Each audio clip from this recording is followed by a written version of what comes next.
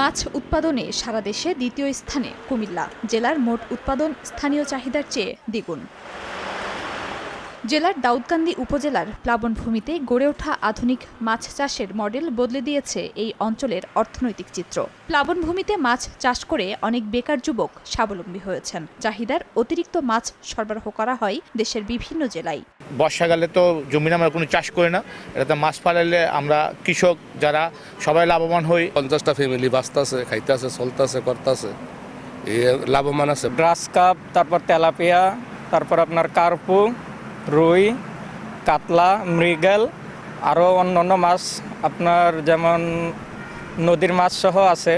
নিরাপদ ও বিষমুক্ত মাছ উৎপাদন নিশ্চিত করা বড় চ্যালেঞ্জ জানিয়ে মৎস্য কর্মকর্তা বলেন, এ বিষয়ে চাষিদের প্রশিক্ষণ ও সচেতনতা বাড়াতে কাজ করা হচ্ছে। প্রায় 90,000 মেট্রিক টন মাছ আমরা উৎপাদন করছি, যেখানে পুরো জেলায় আমরা 3,15,000 মেট্রিক টন মাছ উৎপাদন করছি। সেখানে প্লাবনভূমিতেই প্রায় অধিকাংশ মাছ উৎপাদন হচ্ছে।